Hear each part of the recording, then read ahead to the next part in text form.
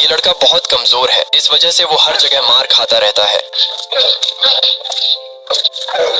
वो कभी पलटवार नहीं कर पाता है। कभी कभी पूरे क्लास के सामने उसे बेइज्जती सहनी पड़ती है, यहाँ तक कि लड़कियों के सामने भी मार खाना पड़ता है। पर एक दिन वो लड़ता है और उसके बाद वो क्या क्या करता है वो आप सोच तक नहीं सकते। वो जेल तक जाता है और उन सभी को कुत्तों की तरह पीटता है। पर वो ये सब करता कैसे है, चलिए शुरू से जानते हैं इस मस्त स्टोरी को।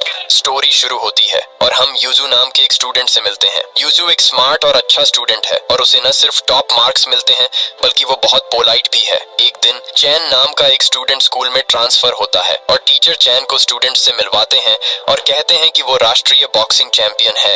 यूजू को छोड़कर सभी स्टूडेंट्स उसकी तारीफ करते हैं क्योंकि वो चैन के साथ बिल्कुल भी कंफर्टेबल नहीं था। टीचर के क्लासरूम से जाने के बाद चैन क्लास के सबसे परेशान करने वाले स्टूडेंट को पीटता है। वो पहले दिन से ही क्लास में प्रॉब्लम खड़ी करता है और खुद का दबदबा बनाता है। फिर वो यूजू को बुली करना और मारना शुरू कर देता है।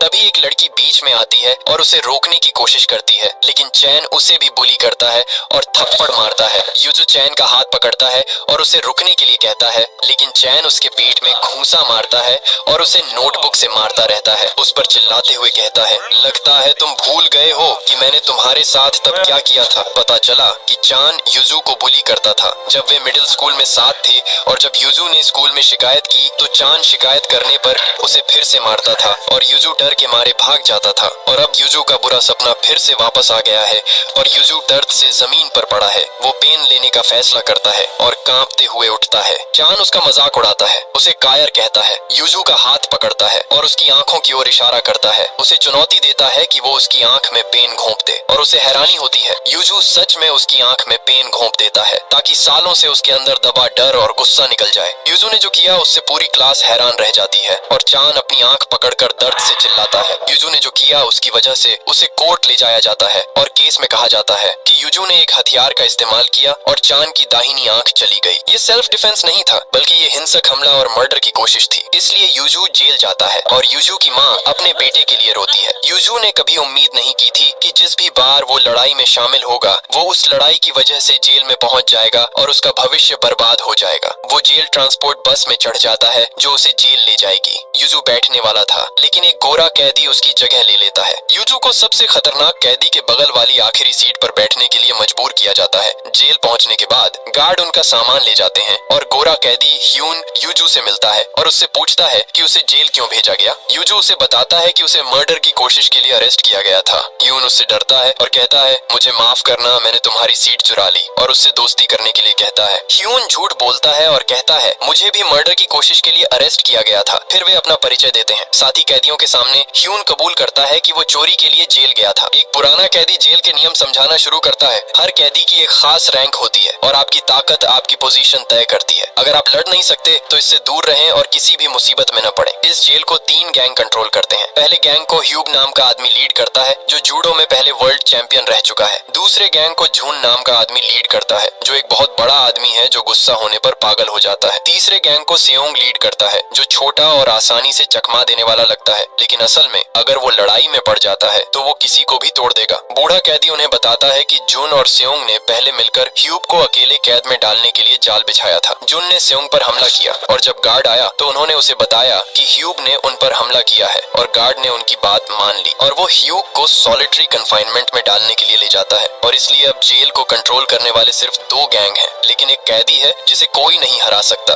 और अगर तीनों लीडर एक हो भी जाएं तो भी वे उसे नहीं हरा सकते, और वो है डॉनी, वो कैदी जो बस में यूजू के बगल में बैठा था। डॉनी मार्शल आर्ट्स का सबसे कम उम्र का वर्ल्ड चैंपियन है। 2 साल पहले डॉनी अपनी बहन के जन्मदिन पर उसके लिए फूल और तोहफे लेकर घर जा रहा था। जब उसने फ्रिज खोला तो उसके हाथ पर खून लग गया और उसने अपनी बहन को हर जगह ढूंढा।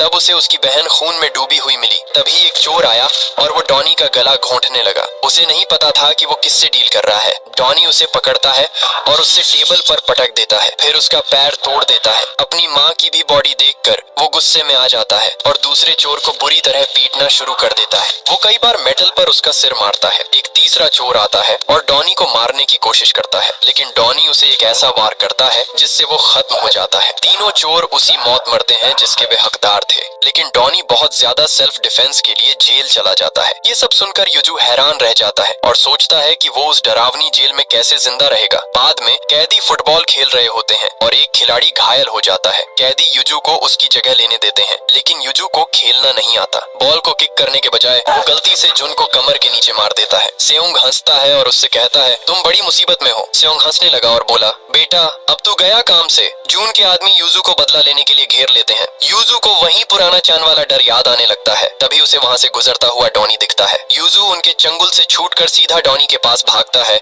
और मदद मांगता है। जून डॉनी को धमकी देता है कि बीच में न आए वरना अच्छा नहीं होगा। डॉनी पहले तो हिचकिचाता है, लेकिन फिर वो यूजू को बचाने का फैसला करता है। वो जून से कहता है, इस लड़के को छोड़ दो और यहाँ से जाओ। जून भड़क जाता है और डॉनी पर हमला करने की कोशिश करता है, लेकिन डॉनी उसके वार को आसानी से डॉज करता है और पलटकर ऐसा जबरदस्त मुक्का मारता है कि वो सीधा ढेर हो जाता है। यूजू डॉनी को बड़ी इज्जत और रिस्पेक्ट की नजरों से देखने लगता है, लेकिन उस दिन के बाद से जून की नजरों में यूजू के लिए नफरत और बदला और ज्यादा बढ़ जाता है। फिर एक दिन चान जेल में यूजू से मिलने आता है। वो कहता है, तेरी वजह से मेरा बॉक्सिंग करियर खत्म हो गया और मुझे स्कूल भी छोड़ना पड़ा। यूजू उससे बहुत माफी मांगता है, लेकिन चान उसकी एक नहीं सुनता। वो अपनी आंख से पट्टी हटाकर यूजू को अपनी जख्मी आंख दिखाता है। यूजू डर के मारे उसकी तरफ देख भी नहीं पा रहा होता। चान धमकी देता है, मैं तेरे बाहर निकलने का इंतजार करूंगा और ऐसा बदला लूंगा कि तू याद रखेगा। यूजू गिड़गिड़ाने लगता है, पर चान वहां से चला जाता है। अब यूजू की जेल की जिंदगी एक जीता जागता बुरा सपना बन चुकी थी। दिन में उसे जून धमकाता रहता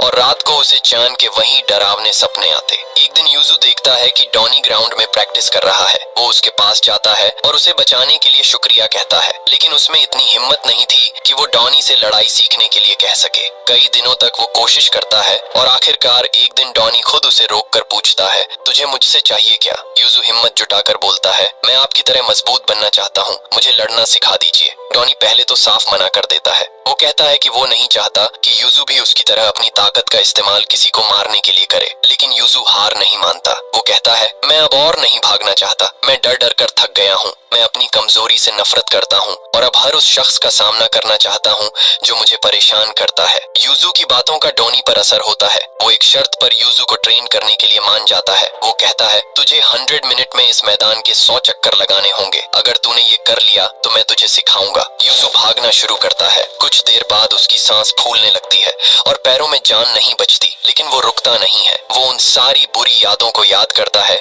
जब उसे पीटा गया था और बेइज्जत किया गया था। यूजू को लगता है कि खुद को बदलने का यही एक आखिरी मौका है, इसलिए वो अपनी पूरी जान लगा देता है। 71 चक्कर लगाने के बाद उसकी हालत इतनी खराब हो जाती है कि उसके अंदर एक जरा सी भी ताकत नहीं बचती और वो हार मानकर जमीन पर ढेर हो जाता है। डॉनी उसके पास आकर कहता है, हार मान लेना कोई शर्म की बात नहीं है, लेकिन यूजू हार नहीं मानता। वो अपनी बची खुची हिम्मत समेटकर फिर से खड़ा होता है और तब तक भागता रहता है जब तक वो बेहोश होकर गिर नहीं जाता। डॉनी तुरंत उसकी मदद के लिए भागता है। भले ही यूजू ने 100 चक्कर पूरे नहीं किए, लेकिन उसकी ये जिद देखकर डॉनी उसे ट्रेन करने के लिए राजी हो जाता है। डॉनी के रिश्ते जेल के डायरेक्टर के साथ काफी अच्छे होते हैं, इसलिए वो कहकर यूजू को अपनी ही सेल में शिफ्ट करवा लेता है। ट्रेनिंग के पहले दिन डॉनी उसे पुशअप्स करने को कहता है, लेकिन यूजू का फॉर्म एकदम गलत होता है और वो एक भी पुशअप्स नहीं कर पाता। यूजू को एहसास होता है कि वो कितना कमजोर है। डॉनी उसे हिम्मत देता है और डेली की सख्त ट्रेनिंग शुरू करवाता है। धीरे धीरे यूजू की ताकत बढ़ने लगती है। अब वो भारी वजन उठाने लगता है और आराम से पुलअप्स भी करने लगता है। डॉनी उसे समझाता है कि जितनी जरूरी कसरत है उतना ही जरूरी अच्छा खाना भी है, ताकि शरीर को ताकत मिले। दिन ब दिन यूजू के शरीर में बदलाव आने लगता है। उसके मसल्स निकलने लगते हैं। डॉनी उसके एब्स पर मुक्के मारता है ताकि उसकी बॉडी कंडीशनिंग हो जाए और वो मार झेल सके। जब मसल्स बन जाते हैं तब डॉनी उसे बॉक्सिंग और बचाव की टेक्निक्स सिखाता है। वो यूजू जो कल तक डरता रहता था अब एक तगड़े बॉक्सर में बदल चुका है। बाकी कैदी भी उसका ये रूप देखकर दंग रह जाते हैं। दूसरी तरफ जेल के बाहर चान रास्ते पर परेशान और उदास घूम रहा होता है। तभी पीछे से एक कार वाला उसे हॉर्न मारता है और गाली दे देता है। चान को गुस्सा आ जाता है। वो कार का मिरर तोड़ देता है और जब कार से 2 आदमी उसे मारने निकलते हैं तो चान अकेले ही उन दोनों की हड्डियां तोड़ देता है। ये सब यांग नाम का एक गैंग लीडर देख रहा होता है। उसे चान की ताकत पसंद आती है और वो अपना कार्ड देकर उसे काम का ऑफर देता है। चान पहले तो मना कर देता है, लेकिन जब यांग कहता है कि वो उसकी आंख का इलाज करवा सकता है और उसे पहले पहले से ज्यादा खतरनाक बना सकता है तो चान मान जाता है। वापस जेल में यूजू अपनी पढ़ाई और ट्रेनिंग में लगा होता है। हियोन उससे पूछता है, भाई तू इतनी मेहनत क्यों करता है? यूजू कहता है कि पहले वो सिर्फ मजबूत बनना चाहता था, लेकिन अब उसे ट्रेनिंग में मजा आने लगा है। तभी हायोन एक बुरी खबर सुनाता है, डॉनी 23 साल का हो गया है, इसीलिए अब उसे अडल्ट प्रिजन में शिफ्ट किया जा रहा है। ये सुनकर यूजू का दिल टूट जाता है और उसका ध्यान ट्रेनिंग से हटने लगता है। डॉनी समझ जाता है और कहता है, क्या तुझे लगा था मैं हमेशा तेरा ख्याल रखूंगा? एक वक्त आएगा जब तुझे खुद के दम पर लड़ना होगा, इसलिए वक्त बर्बाद मत कर और मेहनत कर। इसके बाद यूजू देखता है कि कुछ कैदियों ने हियोन को घेर रखा है और उसे परेशान कर रहे हैं। यूजू बीच में आता है और पहली बार अपने दोस्त को बचाने के लिए उन गुंडों की बुरी तरह पिटाई कर देता है। लेकिन उधर जून अभी तक बदला लेने की आग में जल रहा होता है। उसके बंदे यूजू को धोखे से एक वर्कशॉप में बुलाते हैं, ये कहकर कि कोई जरूरी बात करनी है। यूजू उनकी बातों में आ जाता है और वहां पहुंच जाता है जहां जून पहले से इंतजार कर रहा था। यूजू कोशिश करता है कि पुरानी बातों के लिए माफी मांग ले, पर जून तो बस उसे खत्म करने के इरादे से आया था। वो सीधा यूजू के सर पर हमला करता है। इस बार यूजू तैयार था, वो वार से बचता है और पलटकर जून के मुंह पर एक करारा मुक्का जड़ देता है। जून की अपने बंदों के सामने बेइज्जती हो जाती है।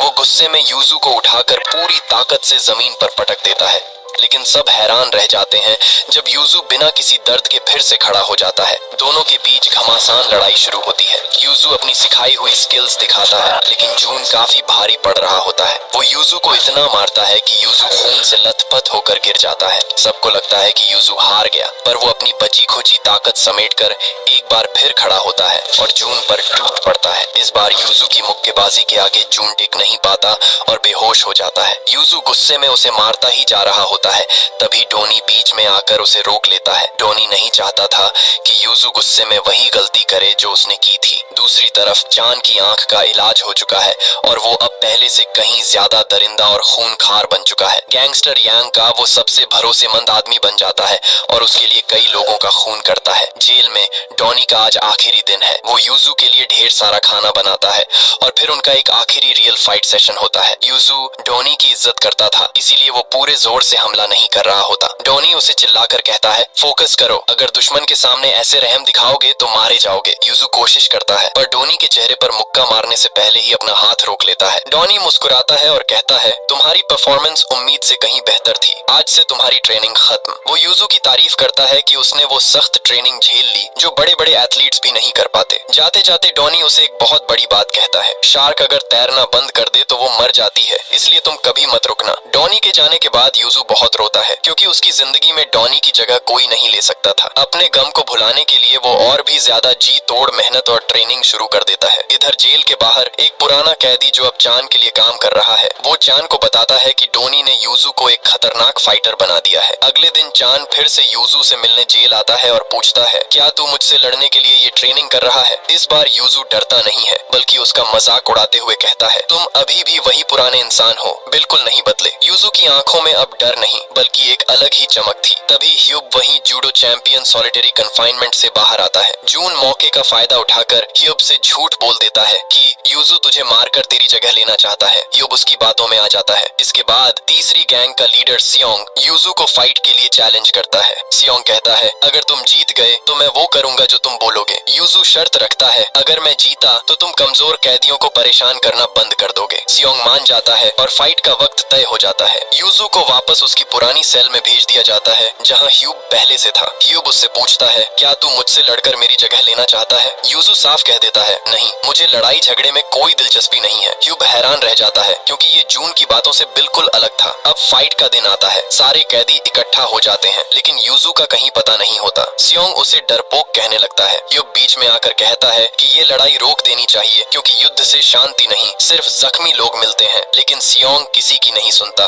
तभी सबके इंतजार के बाद यूजू की एंट्री होती है। सबकी नजरें उस पर टिकी थीं। लड़ाई शुरू होते ही सियोंग ने बिजली की रफ्तार से हमला किया। वो इतना तेज और ताकतवर था कि यूजू को संभलने का मौका ही नहीं मिला। सियोंग ने यूजू को पूरी तरह पीटा और उठाकर जमीन पर दे मारा। यूजू फिर खड़ा हुआ, लेकिन सियोंग ने एक जोरदार लात मारी और यूजू फिर ढेर हो गया। सबको लगा कि अब यूजू नहीं उठ पाएगा, लेकिन यूजू की विल पावर बहुत मजबूत थी। वो एक बार फिर खड़ा हुआ। इस बार जब सियोंग ने हमला किया तो यूजू ने मौका देखकर उसे नीचे गिराया, उसका पैर पकड़ लिया और उसे चोक होल्ड में फंसा लिया। सियोंग की सांस फूलने लगी और आखिरकार उसे हार माननी पड़ी। इस जीत के बाद यूजू जेल का सबसे ताकतवर कैदी बन गया। उसने ह्यूब, जून और सियोंग के साथ मिलकर एक फैसला किया कि अब से जेल में कोई भी किसी कमजोर को नहीं सताएगा। धीरे धीरे जेल का माहौल बदल गया। जो कैदी पहले दुश्मन थे अब दोस्त बन गए। यहाँ तक कि सियोंग खुद यूजू को लात मारने की टेक्निक्स सिखाने लगा। योन ने यूजू से कहा, भाई पहली बार तुझे देखकर ही लगा था कि तू कुछ बड़ा करेगा। दूसरी तरफ डोनी नई जेल में किसी और को ट्रेन कर रहा था, लेकिन वो यूजू को कभी नहीं भूला। यूजू के अच्छे बिहेव की वजह से उसे वक्त से पहले रिहा कर दिया गया। जेल से निकलने से पहले उसने उस ग्राउंड को देखा जहाँ उसने डोनी के साथ खून पसीना बहाया था। वो अब बिल्कुल बदल चुका था। एक डरपोक लड़के से एक मर्द बन चुका था। लेकिन जैसे ही वो जेल के दरवाजे से बाहर निकला, सामने चान उसका इंतजार कर रहा था। बिना एक शब्द बोले दोनों के बीच लड़ाई शुरू हो गई। चान के पास स्ट्रीट फाइटिंग का ज्यादा तजुर्बा था, इसलिए वो यूजू पर भारी पड़ रहा था।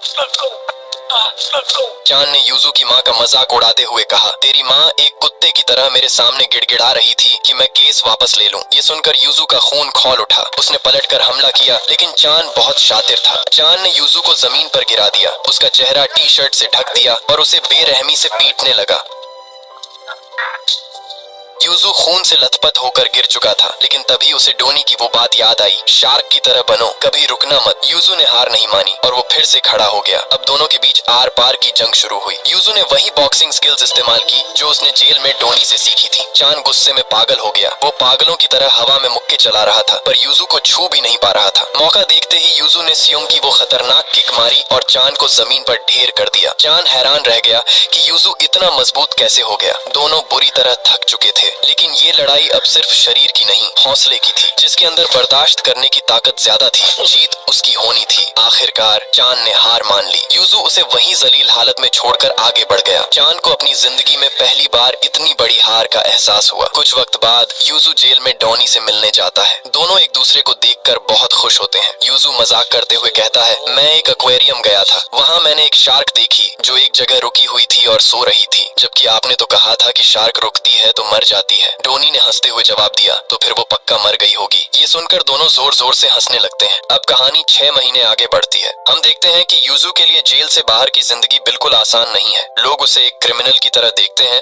और उसके साथ भेदभाव करते हैं। हालत इतनी खराब है कि उसे नॉर्मल लोगों की तरह बस में चढ़ने तक की इजाजत नहीं मिलती। वहीं उसके बाकी दोस्त भी जेल से बाहर आ चुके हैं। सुंग ने सड़क पर एक फूड स्टॉल खोल लिया है। जून एक कंस्ट्रक्शन साइट पर मजदूरी करता है और खाली वक्त में यूनिवर्सिटी जाने के लिए पढ़ाई करता है। ह्योब जिम में खूब पसीना बहा रहा है और यूजू बिना रुके हर दिन ट्रेनिंग करता है। ये चारों मिलकर फैसला करते हैं कि भले ही दुनिया उन्हें बुरा समझे, पर वो हार नहीं मानेंगे और मिलकर अपने दम पर कुछ करके दिखाएंगे। एक दिन यूजू डोनी से मिलने जेल जाता है और उसे बताता है, मुझे काम मिल गया है, मैं एक जिम में क्लीनर की नौकरी कर रहा हूँ। वहाँ खाना पीना फ्री है और सैलरी से घर का किराया निकल जाता है। इस नौकरी की वजह से मैं अपनी ट्रेनिंग भी जारी रख पा रहा हूँ। मेरा सपना है कि मैं एक प्रो बॉक्सर बनूं। रास्ता मुश्किल है, पर मैं रुकूंगा नहीं, ठीक उस शार्क की तरह जो कभी तैरना नहीं छोड़ती। डोनी को यूजू की फिक्र थी, क्योंकि वो अभी उम्र में छोटा और ना तजुर्बेकार था। वो उसे समझाता है, ध्यान रखना, मुसीबत तुम्हारा पीछा कभी नहीं छोड़ेगी। हमेशा होशियार रहो, जल्दबाजी मत करना और जज्बात में आकर कोई फैसला मत लेना। बस अपनी ट्रेनिंग पर ध्यान दो, मैं हमेशा तुम्हारे साथ हूँ। यूजू वापस जिम जाता है जहाँ वो प्लेयर्स की मदद करता है। वहाँ एक कोच एक गोरा चिट्टा बॉक्सर को ट्रेनिंग दे रहा होता है। वो बॉक्सर बहुत ज्यादा वायलेंट होता है। प्रैक्टिस के बाद जब कोच कहता है कि अब किसके साथ लड़ोगे, तो कोई तैयार नहीं होता, क्योंकि सबको डर लगता है कि वो जान से मार देगा। वो बॉक्सर अकड़ कर कहता है, अगर कोई स्पारिंग के लिए नहीं मिला तो मैं पैसे नहीं दूंगा। मजबूरी में कोच यूजू को बुलाता है। वो बॉक्सर यूजू का मजाक उड़ाते हुए कहता है, ये छोटू क्या लड़ेगा, ये तो मेरा पंचिंग बैग बनेगा। यूजू लड़ने के लिए तैयार हो जाता है। जैसे ही वो बॉक्सर हमला करता है, यूजू बड़ी तेजी से बच निकलता है। ये देखकर कोच यूजू को सेफ्टी गियर देता है ताकि मुकाबला शुरू हो सके। लेकिन यूजू सारे सेफ्टी गियर्स नहीं पहनता, वो सिर्फ अपने ग्लव्स पहनता है। मुकाबला शुरू होते ही वो बॉक्सर यूजू पर टूट पड़ता है और बिना रुके उस पर पंचेस की बारिश कर देता है। यूजू बस अपना चेहरा बचा रहा होता है, लेकिन जैसे ही सही मौका मिलता है, वो उसके हाथ पर एक इतना जोरदार पंच मारता है कि दर्द के मारे वो बॉक्सर घुटनों के बल नीचे गिर जाता है। ये देखकर जिम का मालिक यूजू पर भड़क जाता है, क्योंकि उसने उनके स्टार बॉक्सर को इतनी जोर से मारा। वो यूजू को धमकी देता है कि उसकी आंखों के सामने से हट जाए, वरना वो उसे नौकरी से निकाल देगा। पता चलता है कि उस बॉक्सर का नाम सन है और वो छुप छुप कर इलीगल बॉक्सिंग मैचेस लड़ता है। ये मैचेस एक मोबाइल ऐप पर पर लाइव दिखाए जाते हैं, जहां बड़े बड़े अमीर लोग पैसों की बेटिंग लगाते हैं। सन का मुकाबला टैंक नाम के एक फाइटर से होने वाला था और सब लोग इसका इंतजार कर रहे थे, लेकिन सन के हाथ में चोट लगने की वजह से वो नहीं आ पाता। मैच के ऑर्गेनाइजर्स लोगों को मनाने के लिए कहते हैं कि वो एक जबरदस्त सब्स्टिट्यूट लाएंगे और बेटिंग का पैसा 10 गुना बढ़ा देंगे। सब लोग एक्साइटेड हो जाते हैं और पैसा लगा देते हैं। तभी एंट्री होती है नए फाइटर की, और वो कोई और नहीं, वही गैंग लीडर यांग होता है, जिसके लिए चान काम करता था। इस मैच का रूल ये था कि अगर टैंक सिर्फ 30 सेकंड्स तक टिक गया तो वो जीत जाएगा। ज्यादातर लोगों ने यांग पर पैसा लगाया था। रिंग में आते ही यांग टैंक के कान में धीरे से बोलता है, वादा करता हूँ तेरा सारा कर्ज उतार दूंगा, बस मुझे एक पंच मारने देना और खुद हार जाना। मैच शुरू होता है। यांग उसे बस एक लात और एक पंच मारता है और टैंक 10 सेकंड के अंदर ही ढेर हो जाता है। लेकिन यांग वहीं नहीं रुकता, वो जानबूझकर टैंक की टांग तोड़ देता है। वहीं दूसरी तरफ यूजू जब घर जा रहा होता है तो वो देखता है कि जून के चेहरे पर कोई शख्स पैसे फेंक कर मार रहा है। पता चलता है कि जून ने बचपन में उस बंदे को बहुत परेशान किया था और उसे छत से कूदने पर मजबूर किया था, जिसकी वजह से उसकी टांग हमेशा के लिए खराब हो गई थी। जून अब अपने पुराने गुनाहों की माफी मांगने के लिए उसे पैसे दे रहा था,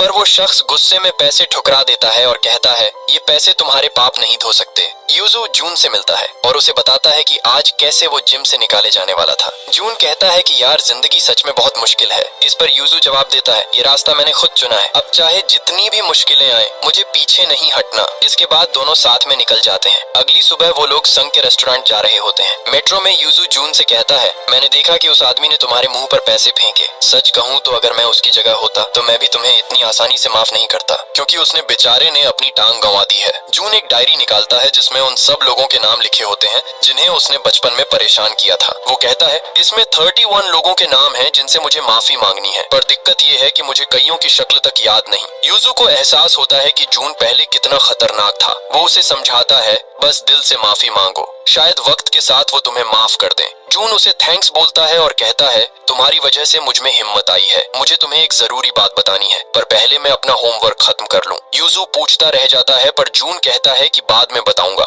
जब वो सुंग के रेस्टोरेंट पहुंचते हैं तो सियुंग मजाक मजाक में जून को पीटने लगता है, क्योंकि वो हमेशा मुफ्त में खाना खाता है। तीनों साथ बैठकर खूब हंसते और मजाक करते हैं, जिससे वो अपने दिन भर की थकान और टेंशन भूल जाते हैं। तभी वहाँ जी हाई आती है, जो जून की टीचर है और इन सब की दोस्त भी। सियोंग नोटिस करता है कि यूजू बार बार जी हाई को देख रहा है, तो वो समझ जाता है कि यूजू का उस पर क्रश है। लेकिन तभी माहौल बदल जाता है। यंग वही गैंग लीडर अपनी गाड़ी से उतरता है और सीधा अंदर आकर यूजू से कहता है कि वो उसके लिए काम करे। असल में 3 घंटे पहले यांग के आदमियों ने सन की गर्लफ्रेंड और उसके कोच को पकड़ लिया था, क्योंकि सन इलीगल फाइट में नहीं पहुंचा था। वो उन्हें समुद्र में एक नाव पर ले गए थे और उनसे पूछा गया। तब यांग को पता चला कि सन के हाथ में चोट लगने की वजह से वो नहीं आया, तो उसने पूछा कि ये किसने किया। सन ने बताया, एक क्लीनर ने, उसका नाम यूजू है। यांग हैरान रह गया और समझ गया कि यूजू कोई आम लड़का नहीं बल्कि एक तगड़ा फाइटर है। सन माफी मांगता है और कहता है कि आगे से ऐसा नहीं होगा, पर यांग ठंडे दिमाग से कहता है, गलती तो हो चुकी है और अब अगली बार जैसा कुछ नहीं होगा, क्योंकि तुम अब मेरे गैंग में नहीं हो। फिर यांग सन से एक अजीब सवाल पूछता है, तुम्हें सबसे ज्यादा भरोसा किस पर है, अपनी गर्लफ्रेंड पर या अपने कोच पर। सन कोच का नाम लेता है। यांग कहता है, ठीक है, एक छोटा सा टेस्ट लेते हैं, अगर ये कोच 10 सेकंड तक बिना आवाज निकाले चुप रहा तो मैं तुम्हें जिंदा छोड़ दूंगा। इतना बोलते ही यांग उस कोच का हाथ एक खौलते हुए गर्म पानी के बर्तन में डाल देता। वो दर्द के मारे चीख पड़ता है। इसका मतलब सन टेस्ट हार जाता है और यांग उन तीनों को समुद्र में फेंक देता है। तभी यांग का खास आदमी कैनन उसे बताता है कि ये वही यूजू है जिसने चान की आंख पर चोट पहुंचाई थी और उसे अकेले लड़ाई में हराया था। ये सुनकर यांग का इंटरेस्ट यूजू में और बढ़ जाता है। वो यूजू की सारी डिटेल्स निकलवाता है और सीधा उससे मिलने पहुंच जाता है। यंग उसे अपना कार्ड देते हुए कहता है, मुझे तुम्हारे जैसा तगड़ा फाइटर चाहिए। 3 दिन बाद एक फाइट है, उसमें लड़ोगे तो इतना पैसा कमाओगे कि सोच भी नहीं सकते। मगर यूजू बिना सोचे समझे साफ मना कर देता है और कहता है, मैं चांद जैसा नहीं हूँ। यंग हैरान रह जाता है, क्योंकि आज तक किसी ने उसे मना नहीं किया था। वो गुस्से में यूजू से बदला लेने की प्लानिंग करता है। अगले दिन जीहाई फोन पर यूजू से बात कर रही होती है। तभी उसे एक प्रेग्नेंट औरत दिखती है जो मुश्किल में लग रही थी। जीहाई फोन काट कर उसकी मदद करने जाती है। वो औरत उसे अपना सामान गाड़ी में रखने को कहती है। जीहाई मदद कर ही रही होती है कि तभी वो प्रेग्नेंट औरत सिगरेट पीने लगती है और अजीब हरकतें करती है। जीहाई कुछ समझ पाती उससे पहले ही पीछे से एक आदमी आकर उसे एम्बुलेंस में किडनैप कर लेता है। गाड़ी के अंदर वो औरत अपनी नकली प्रेग्नेंट वाली फेक बेली निकालकर फेंक देती है। जी हाई भागने की कोशिश करती है और वहाँ रखा एक फायर एक्सटिंग्विशर उठाकर उस आदमी को मारती है, पर दरवाजा लॉक होता है। पार्क उसे जोर से मारती है और जीहिए बेहोश हो जाती है। वहीं दूसरी तरफ यूजू अपने दोस्तों के साथ प्रैक्टिस कर रहा होता है। स्युंग उसे देखकर कहता है, पहली बार जब मैंने इसे जेल में देखा था तो लगा था कि ये कमजोर लड़का है, पर इसने अपनी मेहनत से सबको गलत साबित कर दिया और हम सबको दोस्त बना दिया। तभी यूजू के फोन पर एक वीडियो आता है जिसमें जीहिए रो रही है और मदद मांग रही है। यूजू घबरा जाता है और समझ जाता है कि ये यांग का काम है। वो गुस्से में वहाँ से निकलने लगता है, पर जून उसे रोकता है और कहता है, शांति से काम लो, यांग यही चाहता है कि तुम अपना आपा खो दो, हम सब तुम्हारे साथ हैं। वो लोग पुलिस को फोन करते हैं, पर पुलिस कोई खास मदद नहीं करती क्योंकि मामला साफ नहीं था। तभी जी हाई के फोन से एक लोकेशन आती है जो एक पुरानी बिल्डिंग की होती है। वो चारों वहाँ पहुँचते हैं और अलग अलग होकर जी हाई को ढूंढने लगते हैं, लेकिन उन्हें वहाँ कोई नहीं मिलता। यूजू फिर से जी हाई को फोन लगाता है और बिल्डिंग के अंदर से ही फोन की घंटी सुनाई देती है। वो आवाज का पीछा करते हुए आगे बढ़ता है तो देखता है कि दो लोगों ने जी हाई को बांध रखा है। इससे पहले कि वो लोग जी हाई को हाथ लगाते, यूजू और जून वहाँ पहुँच जाते हैं। यूजू सिर्फ 2 पंचेस में उन दोनों को ढेर कर देता है और जी हाई को आजाद करता है, पर जी हाई रोते हुए कहती है, यूजू यहाँ से भागो, ये एक जाल है। तभी हर तरफ से गैंग के ढेरों आदमी निकल आते हैं। असल में वो औरत जी हाई का फोन सिर्फ यूजू को फंसाने के लिए इस्तेमाल कर रही थी। यूजू और जून मिलकर उनका मुकाबला करने की कोशिश करते हैं, पर दुश्मन इतने ज्यादा होते हैं कि वो हार जाते हैं। गैंग के लोग उनके चेहरों पर कपड़ा डालते हैं और उन्हें किडनैप कर लेते हैं। वहीं बाहर सुंग और ह्योब गैंग की गाड़ियों को निकलते हुए देख लेते हैं और उनका पीछा करने लगते हैं। गाड़ी के अंदर वो लोग यूजू को इलेक्ट्रिक शॉक देते हैं जब तक वो बेहोश नहीं हो जाता। जब यूजू की आंख खुलती है, वो एक कुर्सी से बंधा होता है। वो चिल्लाकर यांग से पूछता है, मेरे दोस्त कहाँ हैं? पर यांग कोई जवाब नहीं देता। यांग यूजू को एक खौफनाक कहानी सुनाता है। वो बताता है कि अफ्रीका में बच्चों को कैसे चाइल्ड सोल्जर्स बनाया जाता है। वो कहते हैं कि शुरू में उनकी आंखों पर पट्टी बांध दी जाती है और उन्हें गोली चलाने को कहा जाता है। बच्चों को लगता है कि वो खाली जगह पर निशाना लगा रहे हैं, पर जब पट्टी खुलती है तो उनके सामने उन्हीं के अपनों की लाशें होती हैं। इस सदमे से वो बच्चे टूट जाते हैं और हमेशा के लिए अपने मालिक के गुलाम बन जाते हैं। इसके बाद यांग, जून और जी हाई के चेहरे से कपड़ा हटाता है। वो यूजू से कहता है, चलो वही अफ्रीका वाला गेम खेलते हैं। इन दोनों में से किसी एक को चुनो जो मरेगा और दूसरा जिंदा रहेगा। यूजू ये सुनकर सुन्न रह जाता है और गिड़गिड़ाते हुए कहता है, इनका कोई कसूर नहीं है, इन्हें छोड़ दो और मुझे जितना चाहे तड़पाओ। यांग कहता है, चुप कर, ऐसे मजा नहीं आएगा। वो काम अपनी साथी पार्क को सौंप देता है, जो खुद एक साइको है और ऐसे काम मजे लेकर करती है। यंग उसे एक चाकू देकर कहता है, अगर यूजू ने नहीं चुना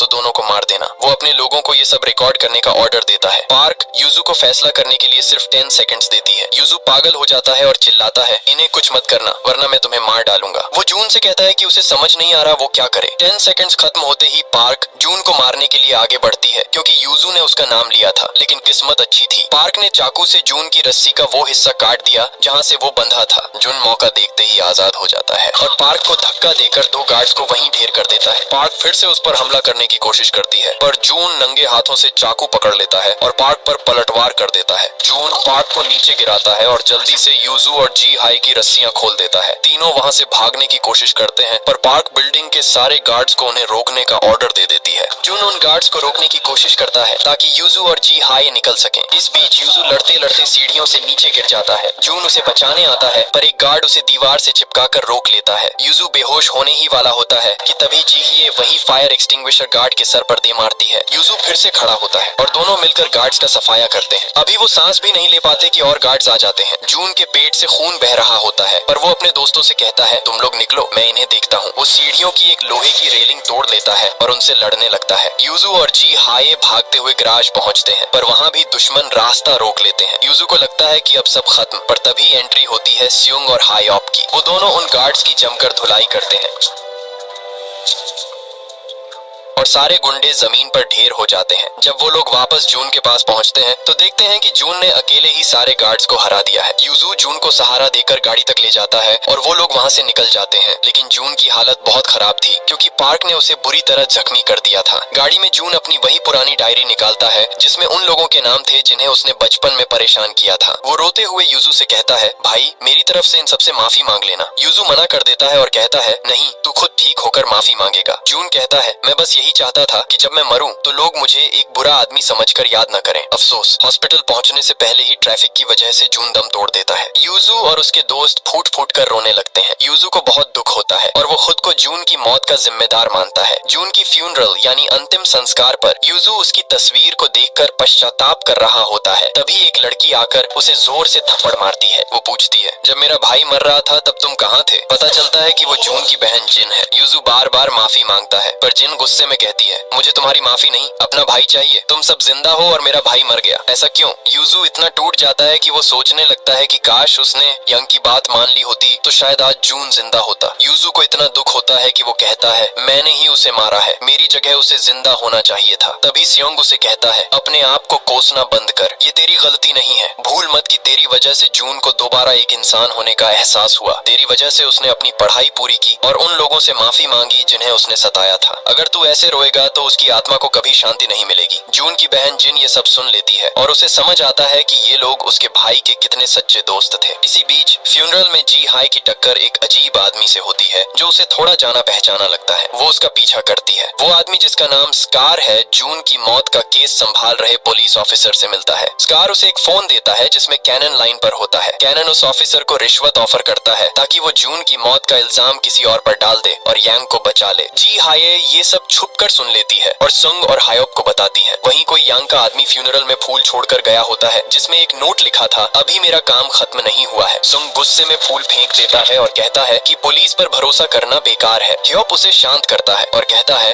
बदला तो मैं भी लेना चाहता हूँ पर गुस्से से काम नहीं चलेगा। दूसरी तरफ यूजू जब जून की डायरी पढ़ता है तो देखता है कि आखिरी नाम यूजू का ही था। तब उसे समझ आता है कि मेट्रो में जून उसे क्या बताना चाहता था। जून उससे माफी मांगना चाहता था क्योंकि शुरू में उसने जेल में यूजू को बहुत परेशान किया था। अब यूजू ठान लेता है कि वो यांग से बदला लेकर रहेगा। वो अपने दोस्तों से कहता है, हमें हर कदम सोच समझ कर उठाना होगा। तभी वहाँ जिन, जून की बहन, आती है और कहती है कि वो भी उनके साथ जुड़ना चाहती है क्योंकि ये उसके भाई का मामला है। वो अपनी ताकत दिखाने के लिए उन सबको एक साथ हरा देती है। अब ये नई टीम बदले की प्लानिंग शुरू करती है। जी हाई को याद आता है कि उस साइको औरत पार्क ने उनकी वीडियो रिकॉर्ड करने का ऑर्डर दिया था। वो लोग सोचते हैं कि अगर वो वीडियो मिल जाए तो वो यांग को जेल भेज सकते हैं। यूजू को एक आइडिया आता है। वो कहता है कि जिन एक डिलीवरी गर्ल बनकर यांग के हेडक्वार्टर में घुसेगी। प्लान शुरू होता है। जिन यांग की गैंग के पास एक पार्सल लेकर जाती है। असल में यूजू ने उस डिब्बे के बाहर छुपकर कैमरा लगाया था और ऊपर वही कार्ड चिपका दिया था जो यांग ने उसे दिया था। जब जिन ने वो पार्सल गार्ड को दिया तो कार्ड देखकर गार्ड को लगा कि ये यांग के लिए कोई जरूरी चीज है और वो उसे सीधे कंट्रोल रूम ले गया। इस तरह गार्ड की हर मूवमेंट रिकॉर्ड हो गई और यूजू ने घर बैठे बैठे बिल्डिंग का नक्शा तैयार कर लिया और कंट्रोल रूम की सही लोकेशन ढूंढ निकाली। अब बारी थी एक्शन की। सुंग अपनी गाड़ी लेकर बिल्डिंग के गैराज में घुसता है। कैमरा पर अनजान गाड़ी देखकर गार्ड अपने दोस्तों को चेक करने भेजता है। जब वो वहाँ पहुँचते हैं तो गाड़ी खाली मिलती है लेकिन अंदर से अजीब सी आवाज आ रही होती है। तभी गाड़ी के अंदर रखा एक माइक्रोवेव फट जाता है।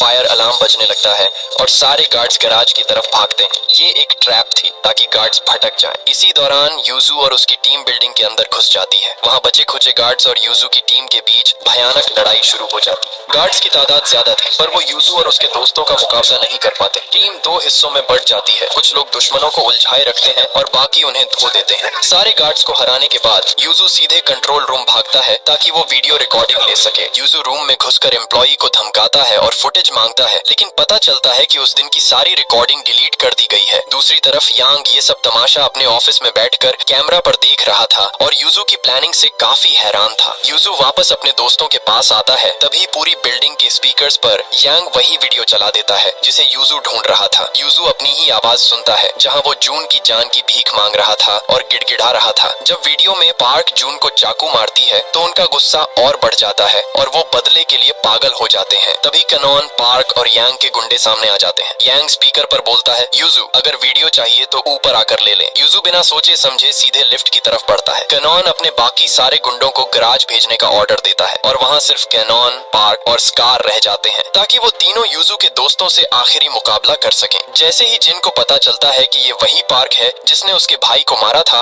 वो गुस्से में पागल हो जाती है और सीधे उस पर टूट पड़ती है। दूसरी तरफ हायोक और कैनॉन का मुकाबला शुरू होता है और सुंग भिड़ जाता है स्कार से। वहीं लिफ्ट के अंदर यूजू अपने हाथों की बैंडेज खोलता है और यांग से आखिरी मुकाबला करने के लिए खुद को तैयार करता है। यूजू ऊपर पहुंचकर सीधे बॉक्सिंग रिंग में घुसता है। वहां उसे वही वीडियो दिखाई देती है जिसे वो ढूंढ रहा था। यांग एक पेन ड्राइव दिखाता है और कहता है, इसमें वो वीडियो है। तेरे पास दो रास्ते हैं, या तो ये पेन ड्राइव लेकर यहाँ से निकल जा या फिर मेरे साथ लड़। मैं तुझे मुझसे बदला लेने का एक मौका दे रहा हूँ। यूजू पेन ड्राइव उठाकर जाने लगता है, पर यांग उसे पीछे से टोकता है और उसके परिवार की धमकी देता है। यांग कहता है, शायद जब मैं तुम्हारे दोस्तों की जगह तुम्हारी फैमिली को नुकसान पहुंचाऊंगा तब तुम्हें ज्यादा गुस्सा आएगा। यूजू रुक जाता है और पूछता है, तुम ये सब क्यों कर रहे हो? यांग बड़ी बेशर्मी से जवाब देता है, मुझे लोगों को तड़पाने में मजा आता है और मुझे कोई ना नहीं बोल सकता। यूजू गुस्से में हमला करता है, पर यांग बहुत चालाक था। वो यूजू के सारे पंचेस से बच जाता है। वो उसे थप्पड़ मारता है और उसका मजाक उड़ाता है। यांग दिखा देता है कि वो यूजू से कहीं ज्यादा ताकतवर है। वो यूजू पर इतना भयानक हमला करता है कि उसे एक टेबल पर दे मारता है और टेबल टूट जाती है। वहीं नीचे हायप और कैनन की बराबरी की टक्कर चल रही थी, लेकिन सुंग स्कार का मुकाबला नहीं कर पा रहा था और उसकी पुरानी टांग का दर्द फिर से उभर आता है। लेकिन जीन ने पार्क की हालत खराब कर दी थी। वो अपने भाई की मौत का हर एक बदला ले रही थी और आखिर में उसे ढेर कर देती है। स्कार जब स्युंग का गला घोंट रहा होता है तभी जिन बीच में आकर स्कार पर हमला कर देती है। ऊपर यूजू दर्द में कराह रहा होता है, तभी यांग उसे एक और पंच और लात मारकर खिड़की के शीशे पर दे मारता है। यांग को अब इस लड़ाई में मजा आने लगता है तो वो यूजू को और उकसाने के लिए जून की मौत वाला वीडियो बार बार चलाने लगता है। वो यूजू का गला घोंट कर उसे जबरदस्ती वो वीडियो दिखाता है जहाँ जून दम तोड़ रहा था। नीचे जिन और हायब भी अपने दुश्मनों से हारने लगते हैं, लेकिन जैसे ही यूजू को जून की वो हिम्मत याद आती है उसके अंदर एक नई जान आ जाती है। वो यांग की पकड़ से छूटता है और पूरी ताकत से पलटवार करता है। यांग खुश हो जाता है कि चलो अब असली मजा आएगा, लेकिन अब यूजू का पलड़ा भारी था। वो यांग पर भारी पड़ने लगता है। एक मौका ऐसा आता है जब यूजू यांग की टांग तोड़ सकता था, पर वो ऐसा नहीं करता। वो सिर्फ उसके चेहरे पर पंचेस की बारिश कर देता है और उसे उठाकर रिंग के बीचों बीच इतनी जोर से पटकता है कि रिंग ही टूट जाती है। वहीं दूसरी तरफ स्कार से लड़ते वक्त जिन का एक हाथ टूट जाता है, पर सुंग सही वक्त पर आकर उसे बचा लेता है। सुंग स्कार पर टूट पड़ता है और उसका गला घोंट कर उसे जकड़ लेता है ताकि जिन को मौका मिले और वो उसे खत्म कर सके। दूसरी तरफ हियोप अपनी पूरी जान लगाकर कैनन को हरा देता है। वहीं ऊपर यूजू और यांग की लड़ाई अभी खत्म नहीं हुई थी। दोनों एक दूसरे पर पंचेस बरसा रहे थे। यूजू यांग को दबोच लेता है और उसका हाथ तोड़ने की कोशिश करता है। यांग दर्द से सीने पर पत्थर रखकर यूजू को उठाकर जमीन पर पटकता है ताकि वो हाथ छोड़ दे, पर यूजू की पकड़ ढीली नहीं होती। आखिर में यांग हार मान लेता है और यूजू उसका हाथ तोड़ देता है।